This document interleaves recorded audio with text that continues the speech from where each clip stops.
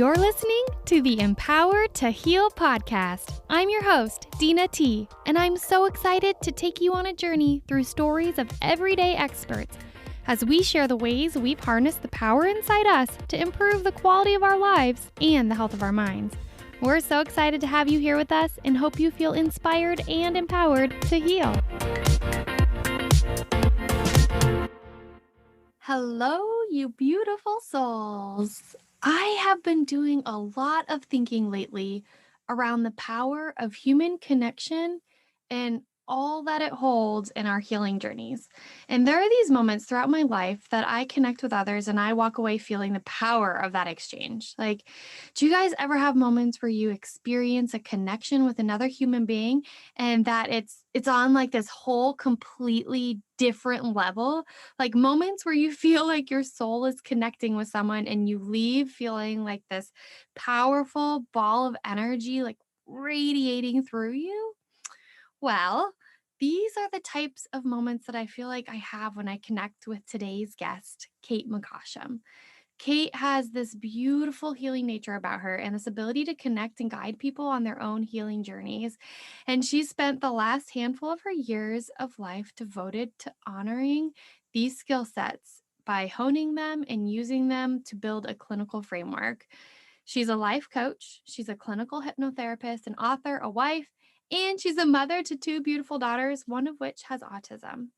And thanks to her journey through raising her daughter with autism, she shares how her life and her time as a parent has supported her in recognizing the power of her intuition. And she shares how she's learned to refine that power of using her intuition through her own journey, as well as through her journey as a life coach and a clinical hypnotherapist. And so I'm extremely excited today, and I feel so blessed to have her on the show so that she can share her journey with us and enlighten us around how we can tap into our own intuition and our own healing journeys. Hi there, Kate. Thank you so much for joining us on the Empower to Heal podcast today. I am just so excited to be here and share some of my stories. It is an honor to have you on here. I've been reflecting on when we first met. And so our audience doesn't know this, so I'll share a little introduction, but we met through work at Child and Family Support Services, and you came in for an interview of the direct support team coordinator position, and I was interviewing you. And in that meeting, I was just like blown away by the energy that we shared in that meeting. And that might be confusing for people who are listening, but you know, when you're talking to someone and you just feel them, like you just feel like, oh, we're jiving, we're meshing, this is going somewhere. Like that was my experience with you, Kate, when we first met. And we talked about so much in that interview, but I knew in my heart of hearts that your energy, your heart, your devotion, your passion completely aligned for helping other people and doing it from like an authentic, caring, thoughtful, intentional place. It was so Oh, powerful. thank you so much. Like that thing, I don't know if you remember, but it was actually on my birthday. And yeah, it was. So I already felt a little bit lucky that it was on my birthday.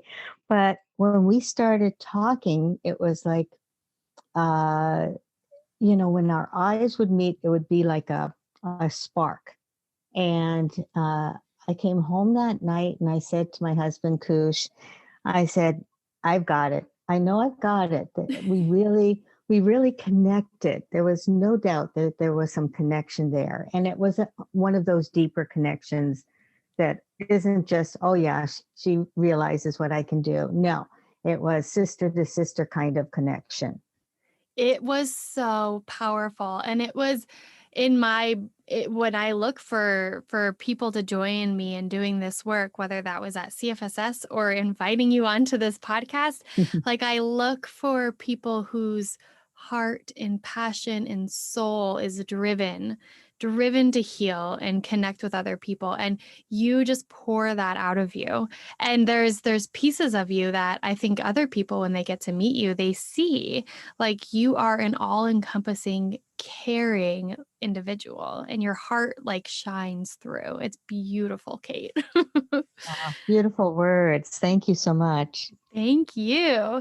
And so throughout my journey of knowing you, and even just in that first interview, I learned a lot about your life. And you had shared with me some big things that you have overcome throughout your journey in your life and through relationships. And you also shared with me about your child, your daughter, who was diagnosed with autism, and Hmm. what her journey was, finding her way of living and experiencing this life in a way that was pleasurable and enjoyable, and how you as a mom had to completely shift in your perspective of parenting, in your perspective of communication and expectation and dreams, and you had this whole new level of awareness that, wait a second, like, my daughter's life is going to be different. It's going to be magnificent, but it's going to be different. And I remember you taking me on that journey and teaching me throughout the years, throughout the various families we were connected to together.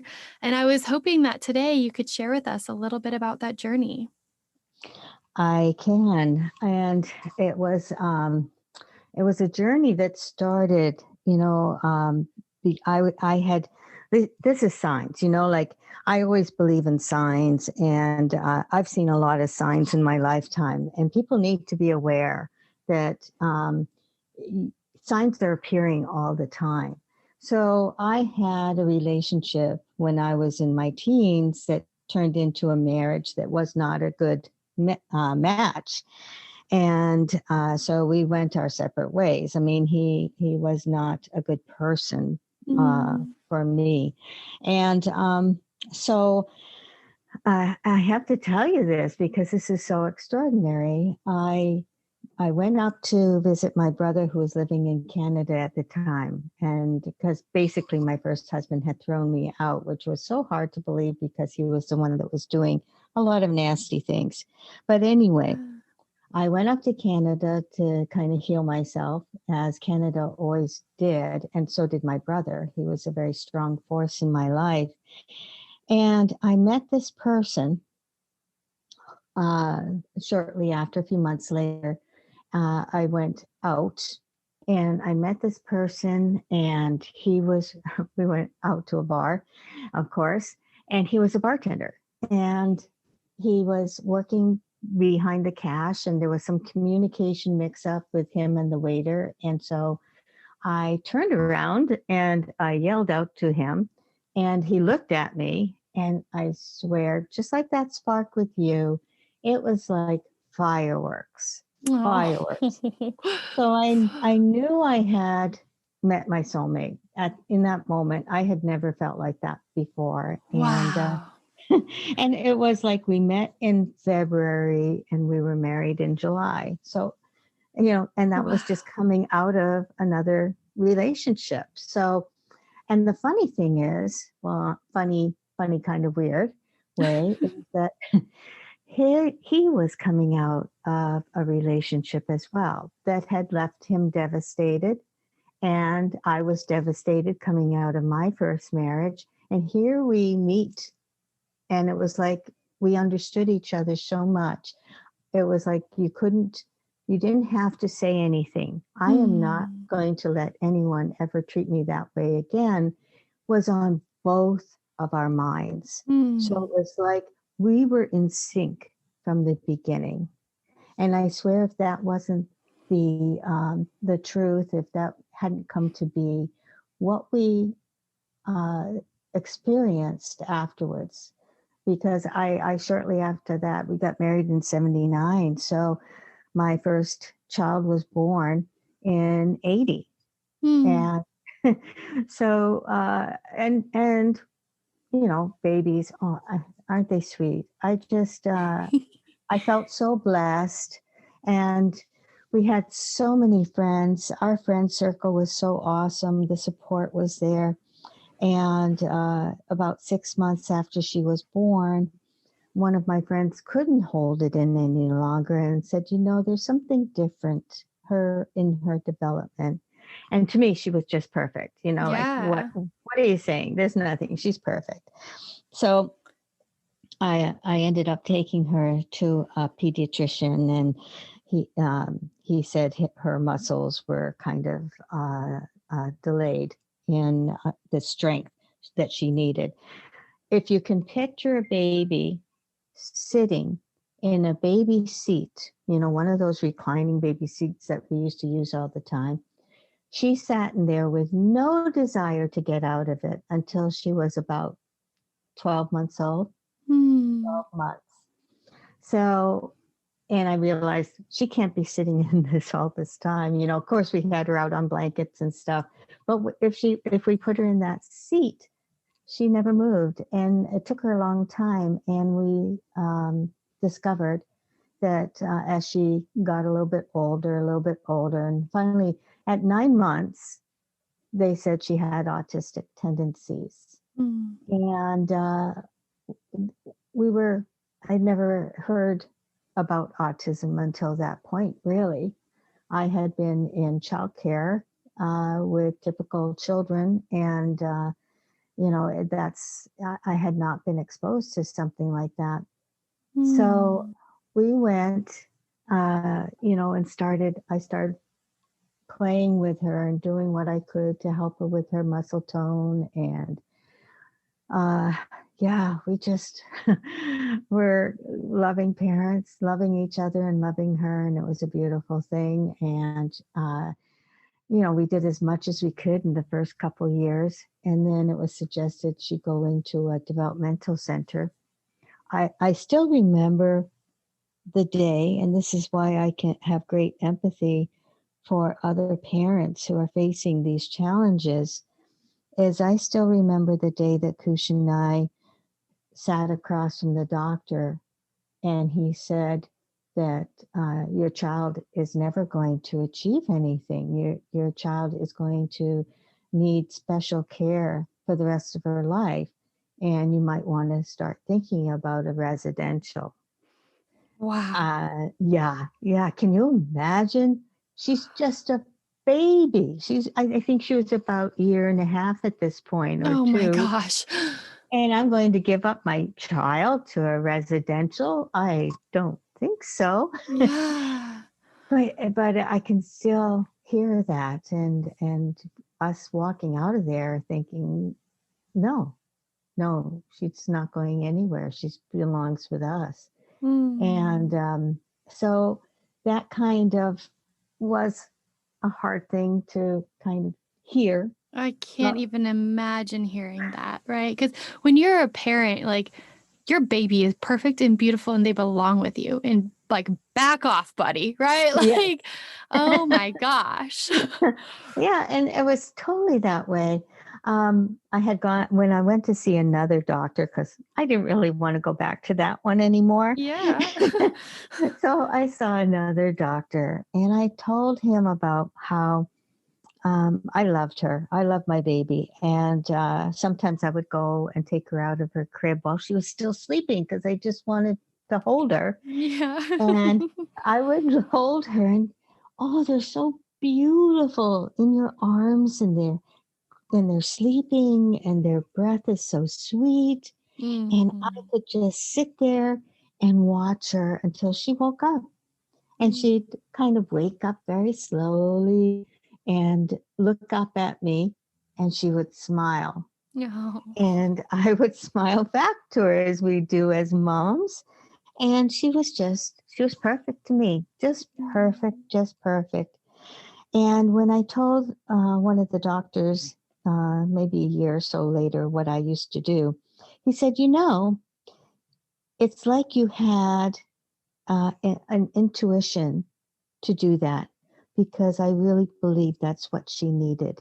Mm. Because usually children who have autism do not have a great sense of eye contact. Yeah. And the fact that you were right there when she woke up many, many times.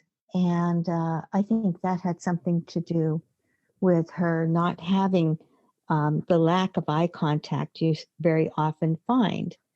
And I thought, good, good. It felt good to hear that. Yeah, that's like Um, an affirmation, right? Like you hear all of oh, this good. information that feels like people are dooming you and your child, and then all of a sudden this beacon of like, no, you're doing it right. Like Yeah. you're doing it right. And the mother, and her baby. I mean, there's just nothing like it.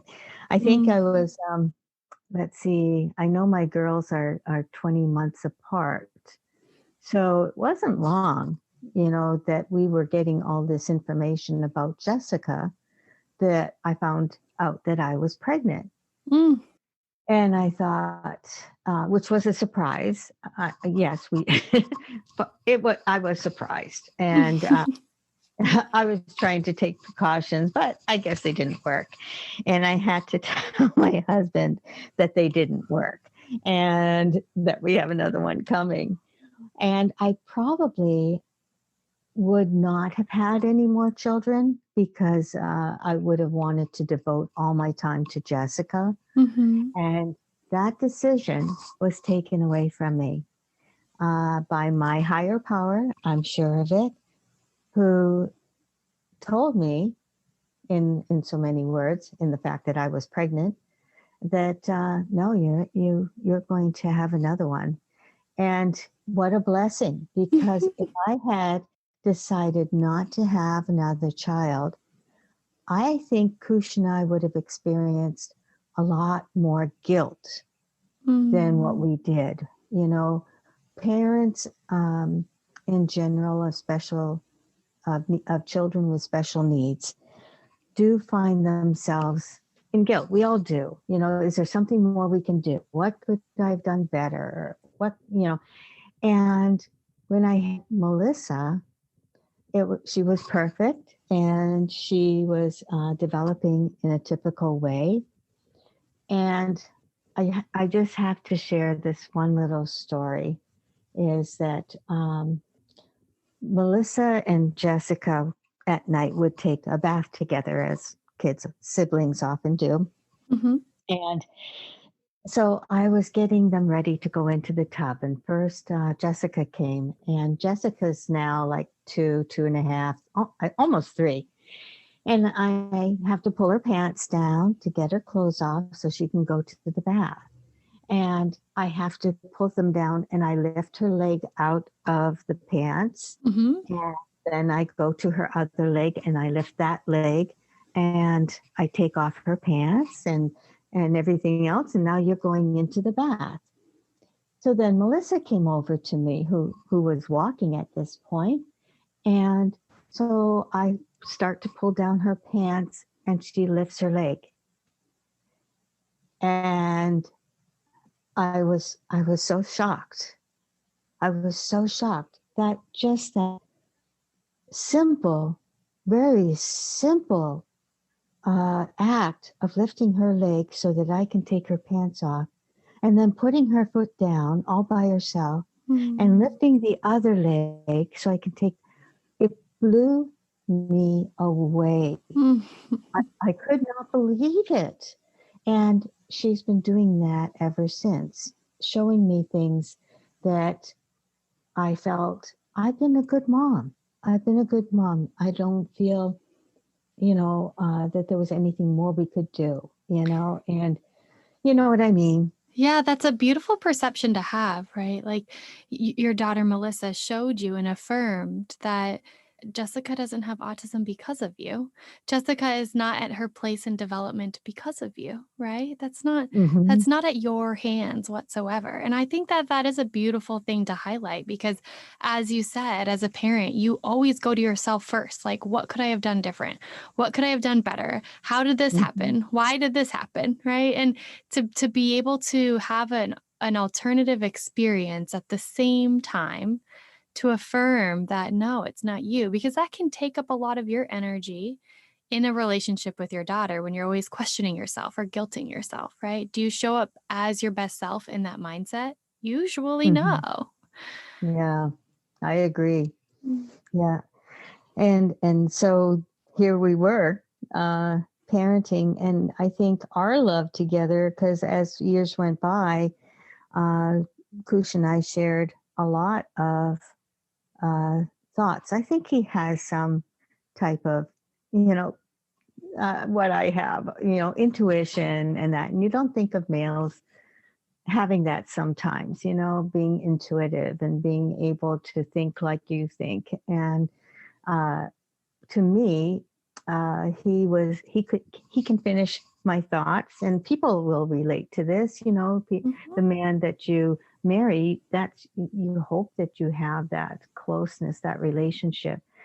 And when you have children, and especially a child that is challenged, you depend on a partner, and we did depend on one another. We were once asked by the psychologist that we took Jessica to, how are you and Kush doing? You realized that when you have a child with special needs, there's a high degree of divorce. Mm. The divorce rate is quite high. So how are you doing? And we were doing just fine. We have a very where our sense of humor is very similar, and our love of music is very similar. And we discovered that Jessica had a love of music, and music is on in our house 24/7 almost. And he Aw. plays the guitar and I play the guitar, which our brains kind of took in on one of our first meetings as well, that this is a very, very special relationship. And we extended that to our two girls, and that's what they grew up with. And so we're pretty happy. Jessica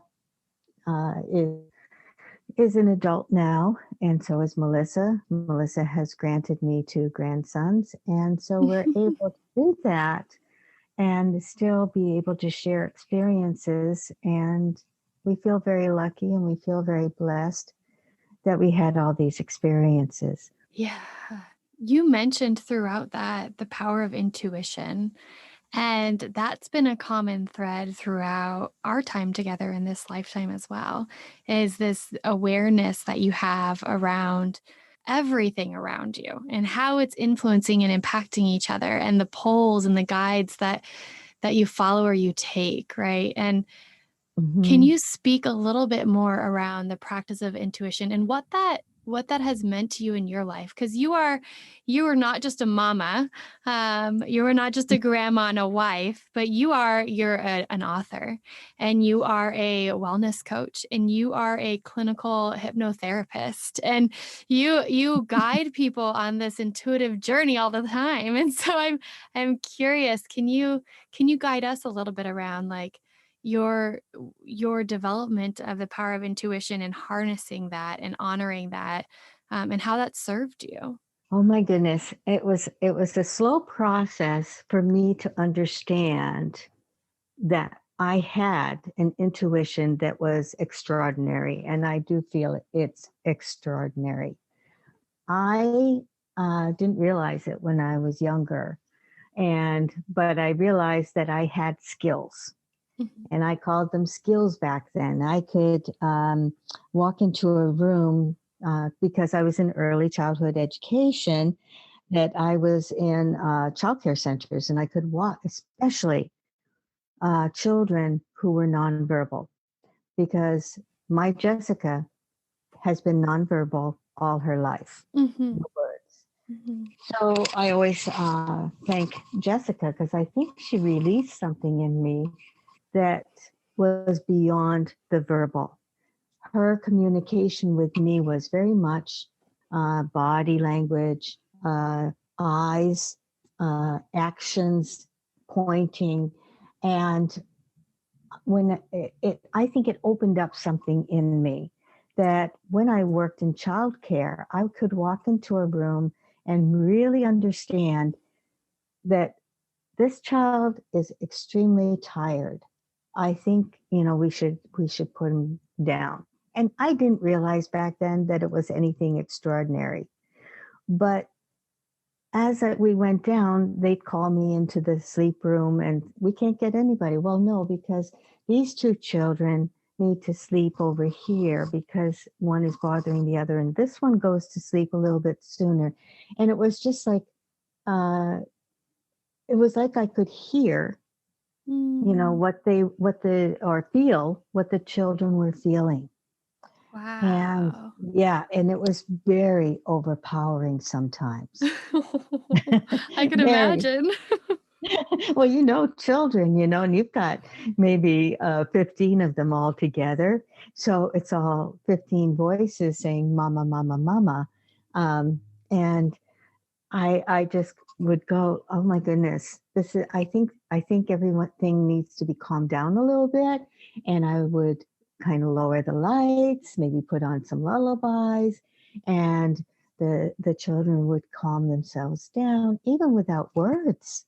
We just Mhm. felt each other. So I was starting to understand, like, why do I always have to come in and do this? Shouldn't the staff know how to do this? Like I'm not doing anything special, I'm just putting them, listen to them. And we didn't realize that they couldn't hear them. And Mm. so that was a very eye opening thing for me to do. And it became obvious that that skill kept on. And no matter what work I did, no matter which home I went to visit, wherever I met someone who had a need, I could voice it. And so I felt very privileged to do that, but I felt like I had a duty to be there for children, Mm. especially when they weren't being listened to. And so as I uh, grew into it a little bit, I just used it all the time. I didn't really put it down as anything special. As you're describing that, I'm sitting here thinking how other people may classify this, and this can be classified as being extremely empathic, right?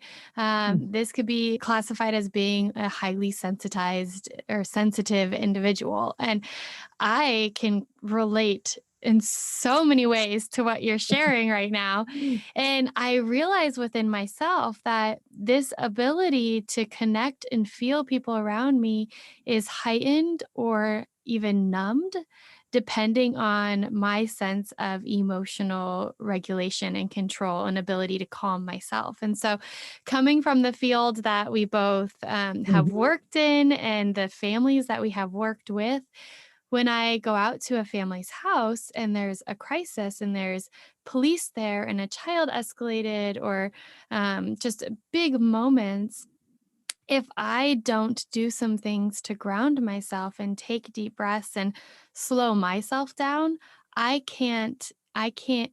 I can't weed through the bigness of things to assess and feel and know what I have to focus on, right? And there's this like symbiotic relationship that happens with the world where you can open up these channels of hearing and experiencing people around you when you Mhm. yourself are grounded and in tune with your own body and what you need, and you can treat and organize that first so that you can almost wade through the things that people get distracted or hyper fixated on and get to the reality of what's happening faster. Does that make sense? That makes perfect sense. I have seen you in your work, and I believe that you do the same thing. It's like the vibrations come to you, whatever that energy is. If it's positive, you're happy, and if it's negative, it's like, I have to do something about this. Mhm.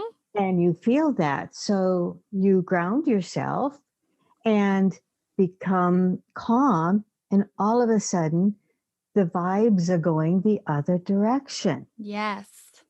and Yes. those vibrations are going towards the source of the negativity. Mhm. And I have seen you do the same, do that. And that's how I feel that I have been able to do with families as well. And it's just to have this. It's sort of very strange, isn't it? Trying to explain it to someone. Yes, it is. And I think of that in the terms of the social work field and helping professions as a whole, like us as individuals who devote our lives to helping other people. I feel Hmm. that many of us have this skill set. It just gets buried or convoluted with the stress and the emotions of others if we don't know how to organize ourselves to get through that, if we don't know how to ground and literally hone in on our self regulation in order to navigate the bigness of what we do every day. And I think of this in terms of like nurses, right? Doctors, Hmm. social workers, counselors, police officers or firefighters if they are approaching things from that emotional connection standpoint with the people they're engaging with. And you can so easily reach a realm, especially as a parent raising a child with unique needs. You can reach a realm of overwhelm and disconnected or fried and exhausted so easy if you don't find a way to navigate yourself first, right? Exactly. That you bring up such an important point is these vibrations aren't just coming back and forth without a lot of energy being spent by you, Hmm. by Absolutely. myself. And yes, it can exhaust a person. I think, as I took, went into studying for my life coaching and my hypnotherapy, that's where it became a little bit more, because I went to a spiritual place. Hmm. I began to think of this. Someone mentioned, start teaching us about empathy, which I knew about, but Hmm. being an empath. And okay, what is being an empath? And basically, uh, I think we all have the capability to do it, but it's when you open your mind to it and discover that you take on the energy, the emotional energy from another person in a very high degree. And there's a lot of us that are out there, but there could be so much more because not everyone is going in that direction. They're Yeah. they're doing other things. They're going along their path and they're doing just fine. But why me? Why me? Why is my mind opening up? And I think it's because we've already discovered that we can vibrate. We can send out positive emotional vibrations. And so that means we get to receive them too. And that can be very difficult. You have to protect yourself because it just is exhausting. And if you don't take care of how much of this negativity comes back to you, you can find yourself really needing a lot of rest. Absolutely, you can.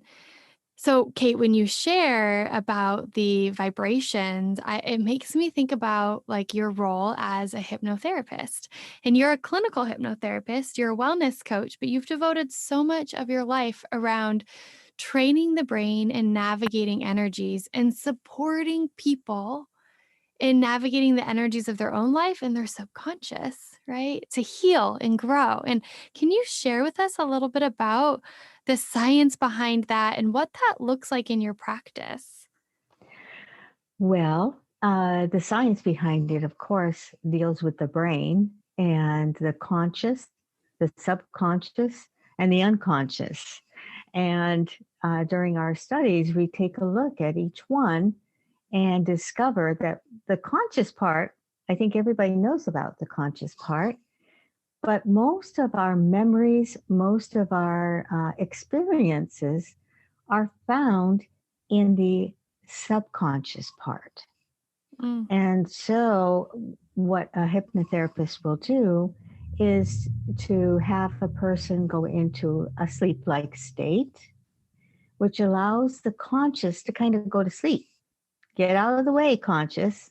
We want to talk to the subconscious. We want to hear what the subconscious may need or may want to purge or may want to remember. And so it allows us to go into the subconscious and discover, maybe that one thing that the person needs to be confident, maybe to stop a habit. Mm. So when I have a person receiving services from me during a session that we're doing this, I am able to redirect my positive vibrations at the same time. I am conscious, because my conscious is awake, I'm conscious that this is working when I see the person uh, awaken and is able to tell me about the wonderful experience they had. Mm. Again, it's one of those things that's hard to explain. And of course, with hypnotherapy, people have said, well, they know the entertaining hypnotherapy. Yeah, you like see the people put under and they're like acting like a chicken or doing something embarrassing and they're like, "Oh, I had no idea I did it." Like It's always a chicken, you know? it's always the chicken. So, so this part is very much what we want to talk about because there's no chickens where I work. They're not going to make anybody balk. Got No, it. and truth be known, you can't. Your mind will not allow you to do anything that you do not want to do, and so you think of those entertaining factors. Hey, everybody wanted to have fun. So they allowed their bodies to do that, and to be suggestive. But your body's going to check in with you. Hey, do you know this is happening? Oh, you do. Okay, we'll go by. Like we'll let you do it. But Mhm. so in a hypnotherapy session, you're completely safe, and your subconscious is going to keep you safe. And if anything happens that you didn't want a question to be asked, or uh, anything that you did not want to be talk about, your conscious is all of a sudden going to go, "Hey, wait a minute, I'm awake now because I didn't want to do that." Mm. I can equate that to just very quickly. I can equate that to when people drive. Now, this doesn't happen to everyone, but I bet you it happens to the majority, where they are driving along in their car and then you start daydreaming. And then, like, 2 minutes go by and you're wondering, how did I get from there to here? What happened? I don't feel like I fell asleep. No, you didn't fall asleep. You went into the subconscious for a minute or two, but your conscious was still riding along. And as soon as something changed, you were alert. You know what I mean? Yeah. I I feel like I have a problem with doing that and that's me not being present enough in the given moment, but I will literally make it home from work and I'm like, "Wait a second." Like that Yeah, was 25 minutes. Like, "Wait a second. Thank goodness it was smooth sailing." Like but it's exactly. I have never thought of it through the lens of like, no, when you need to perk back up and get your brain to be attentive, like your consciousness steps in and takes control again. Yeah, yeah, and especially in the case where all of a sudden, something a ball may come out to the road and it's different, and you're Mhm. instantly alert. Mhm. So yeah, yeah, so it works that way, and so that's what happens during hypnotherapy. And Is that yes? can you use hypnotherapy in the lens of organizing? So you can organize your emotions, you can organize past like experiences, habitual patterns. But what about like as an empath, as like I do this thing where like I'll look to my husband or like be in a moment and I feel like nah, I'm peeling this off of my chest because this is not mine and I literally do the like the motion of like taking it off my chest and throwing it, like throwing it to Yeah. the side, like that ain't mine. That's somebody else's feeling right there. And whoo, I got to separate myself from that for a second. And I grab my chest a lot when I'm talking because I feel it heavily in my chest and in my neck. I can sense and experience other people there. And when I'm wondering, can hypnotherapy be like an intervention utilized or a technique utilized to help strengthen like that connection of what's yours, what's not yours, and how to keep what's yours and get rid of what's not? Yes. In a short answer, yes. Okay. Uh, what you're doing as you're peeling off things, and sometimes people will imagine a pair of scissors cutting strings to Mhm. let them go, you're actually using guided imagery because you're imagining something on your chest and then imagining getting rid of it. Mhm. And our body will take in negative energy. Sometimes it could be the weakest part of our body, or it could be like we talk about the throat, and gosh, we could get into chakras and everything else, but you have, yeah, you have certain energies throughout your body going from the top of your head to your root, the base of your spine. And sometimes, if we're having difficulty talking to someone, or we're imagining that we're going to be speaking, and our throat, is not going to work, we can just imagine how well our throat will work. And in a hypnotherapy session, we're actually addressing that need to have that throat cleared of any blocks. And we can do that with any part of our body because those energies do manifest themselves in a part of the body. And it could be our heart, it could be our top of our head. Yeah. Yeah. Every single like energy-based healing individual I've spent time with or engaged with around a modality of healing, every single one of them have said that my throat chakra is like blocked. Like there's a lot of energy built up there that needs to come out. And um every single one for years. And I'm like, all right, guys, I get it. I get it. They're telling you that? Yes, they're Oh telling my me that, goodness. like, from Reiki work that I've had done to, like, the body work, like, physical body work that I've had done to breath work that I do to, like, just engagements with people who are in a healing profession, like a energy-based healing profession, every single one of them Oh, have said that to wow. me, and I'm like, "Okay, I get it," and I feel like this podcast is a way for me to, like, start opening some of that up and, like, releasing and letting out, but it has been this, like, common denominator, and so when you say, like, hypnotherapy can be used for that, I'm like, "Ding, ding, ding, come on, Dina, like, Yes. get going." Have I got a session for you? Yes. All right. So, yeah, that's so true. And blockages occur in the heart, and sometimes they manifest in the stomach, in your digestion. And there's a lot of people who have digestive issues, but it could be because of something that's blocking it. So, Yeah, I think of the mhm. power of emotions impacting our body.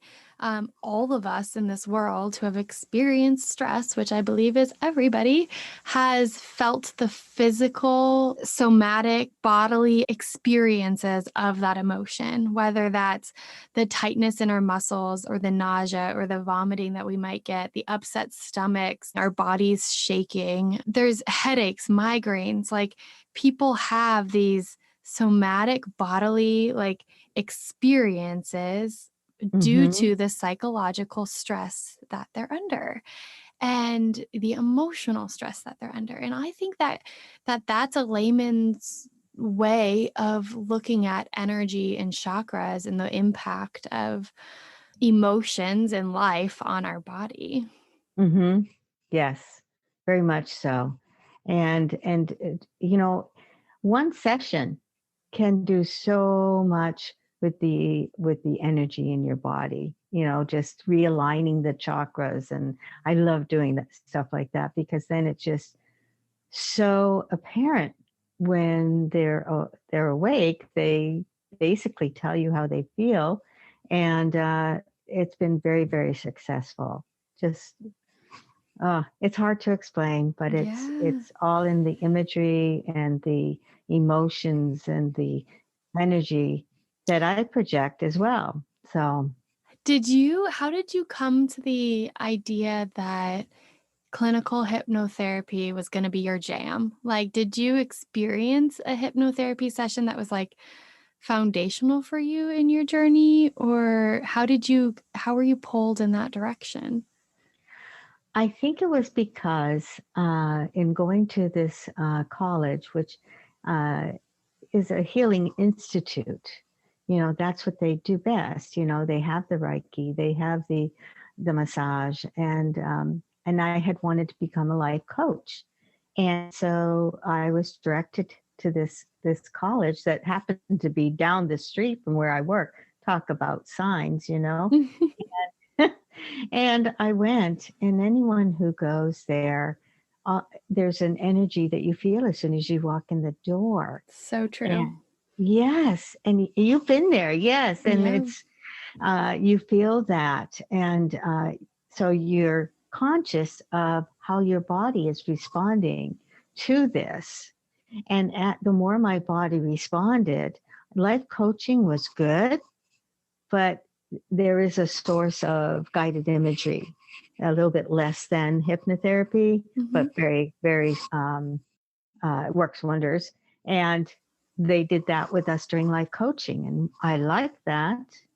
And it opened up my mind even further, so that I started taking some courses in hypnotherapy.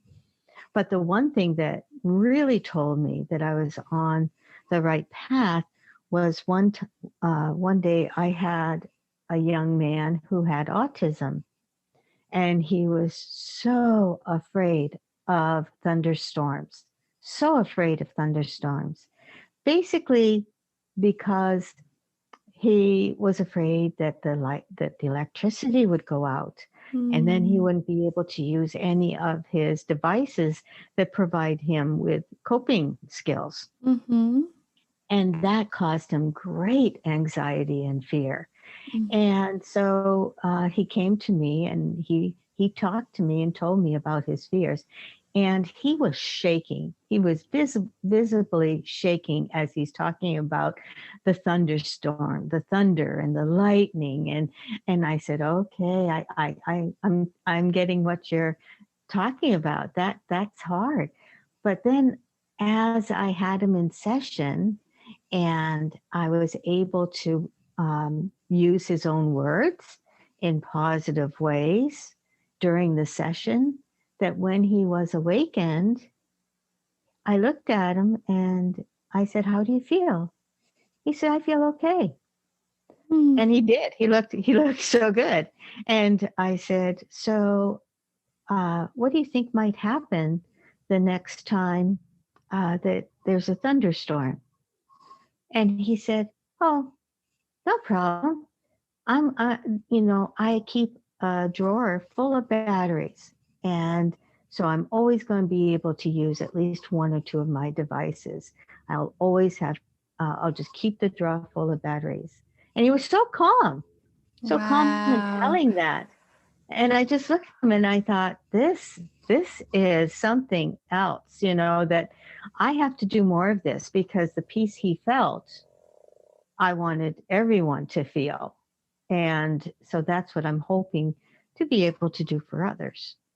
That is so beautiful, Kate. It's amazing to hear that we can quiet a fear like that, especially in a brain with autism, right? Like a Exactly. brain, and I don't know if our listeners may not completely know what autism is, and so we can kind of go into that a little bit here. But the neural network of the mind is different than a neurotypical child in the way that there's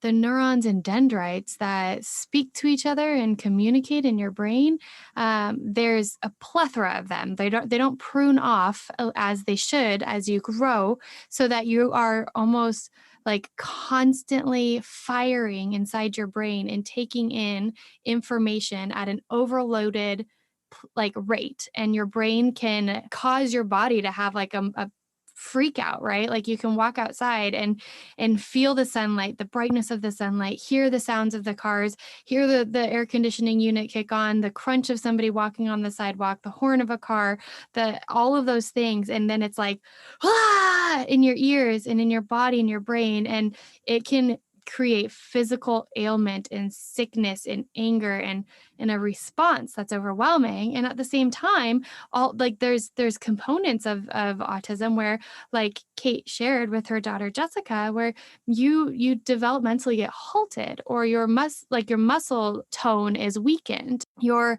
ability to manage the coordination of your body, right, is influenced. And there's Hmm. it's called the autism spectrum, because there's a spectrum of ability when you have autism. So some people are what we would call like high functioning, and they can talk and they can walk and engage and go about their life with coping skills and mechanisms that makes it tolerable, and you can have as typical of a life as you can, right? As many do.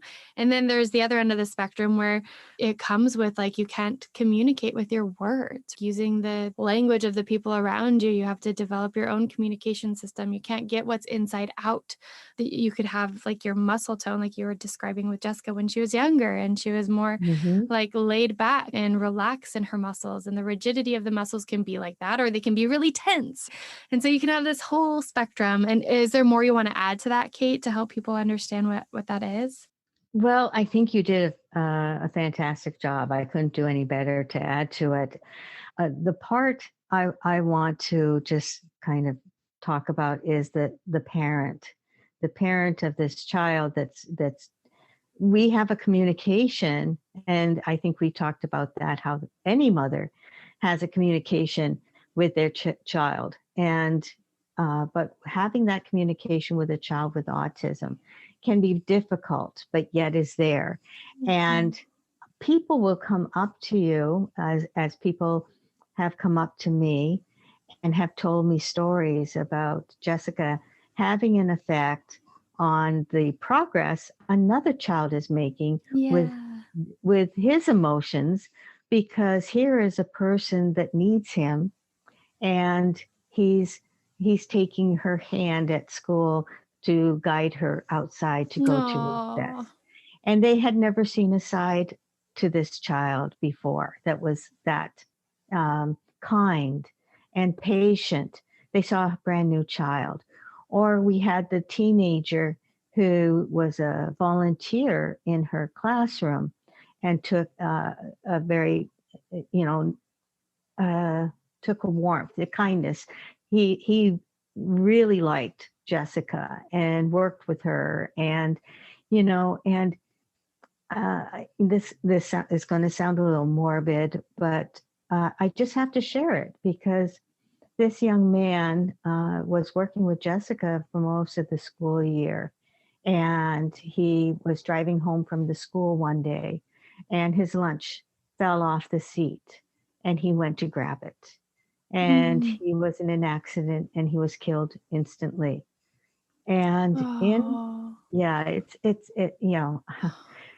and in the obituary, because he was just young, he was 16 or 17.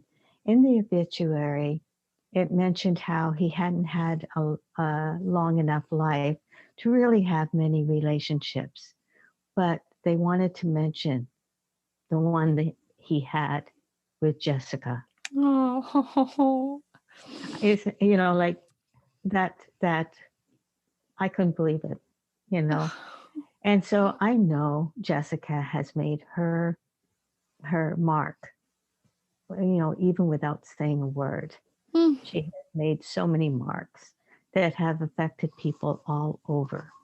And so I just wanted to share that to the mothers out there and the fathers out there, that the impact that Mm. your child has, no matter what he's doing, or, like whether he talks, whether he doesn't talk, there's an impact that they have that you may never know.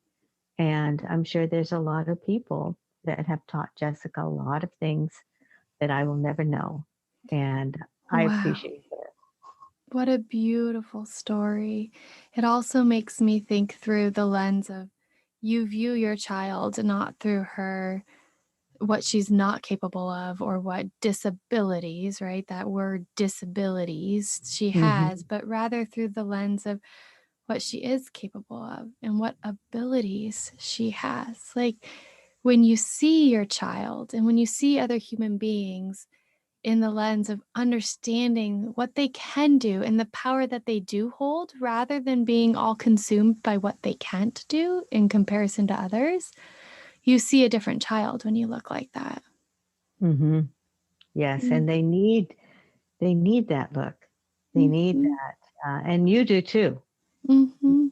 You need to understand how beautiful she is. I remember people are they're innocent, and sometimes they don't understand how powerful the words they are that they say are.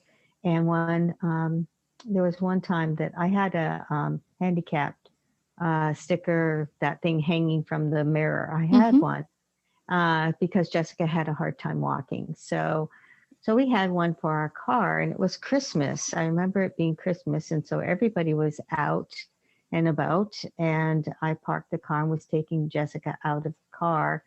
And this mother who had been walking through the parking lot, so obviously her car was somewhere beyond, but she happened to look at me and the spot that I was in, and she said to me, "Oh, you're so lucky to have that handicapped Ah! sign."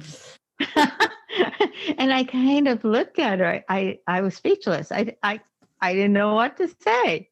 Oh my Okay, I'm lucky. Okay. But this is sometimes words are just sort of flung out into the air, and you think, I wonder if she wished she had taken those words back if she could. Yeah. Because I mean, it didn't yeah, it Yeah.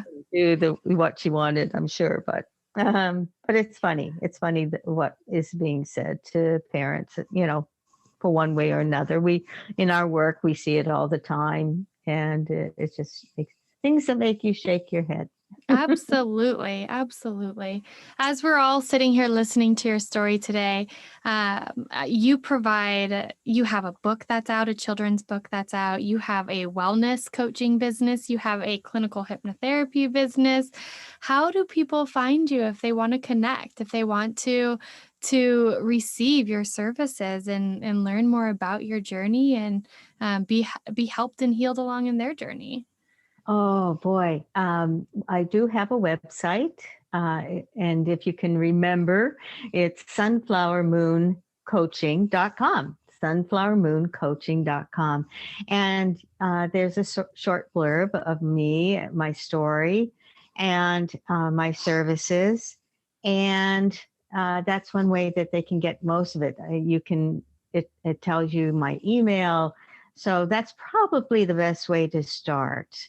Perfect. I'll Yeah. put that link in the show notes of this episode so that anybody listening, if you want to go out and find Kate, and I highly encourage you to, you can connect through that. And then, Kate, amidst the pandemic, your services, are they virtual or how can people receive your services and still feel safe?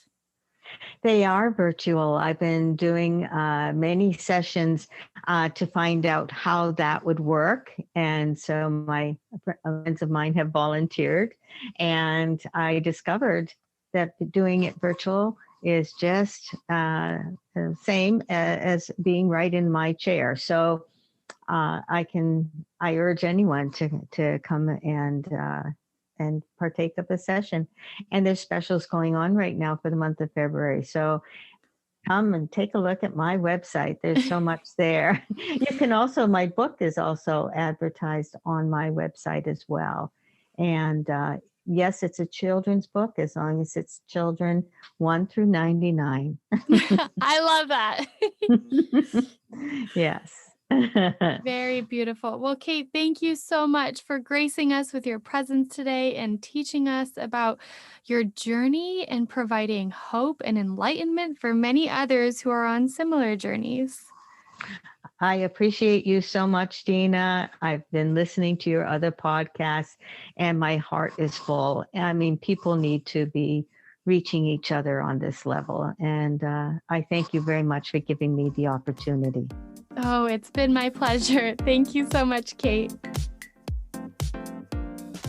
Thank you so, so much for tuning in today. I hope you are feeling inspired and empowered in your own healing journey. I know that many of you listening might be reflecting on your own stories that you may feel called to share.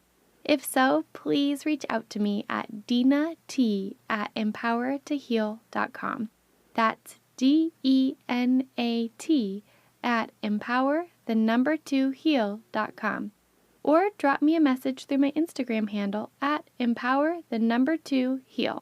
I would love to connect with you and learn about your journeys so that we can hopefully continue to spread these powerful life lessons on empowering ourselves to heal. My contacts will also be linked in the show notes below so that you can easily find me.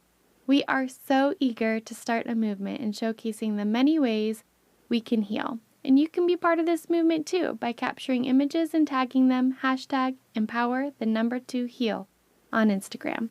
We look forward to seeing all the ways that you are empowered to heal. I love you, beautiful souls, and thank you so, so much. Please be sure to subscribe, like, and review.